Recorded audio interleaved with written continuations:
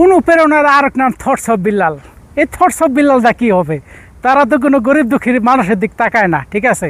তাকাইতে আছে মুজাহিদ ভাই, জুয়েল ভাই, রাব্বি ভাই, আরও কয়েকজন আছে, নাম জানি না, ঠিক আছে?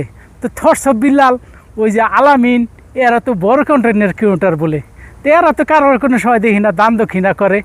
হ্যাঁ, আমার চোখে তো পড়ে না। ওই দিনকে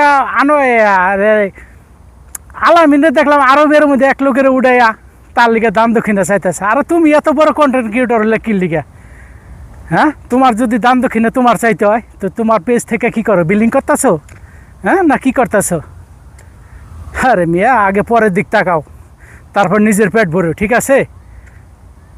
দেওয়ার মালিক হলো আল্লাহ। জুয়েল বাইরে মানুষে, মুজাহিদ বাইরে মানুষে এমনি ভালোবাসে না, দান দক্ষিণা করে তারা, ঠিক আছে? এই কারণে তাদেরকে অনেকটাই ভালোবাসে।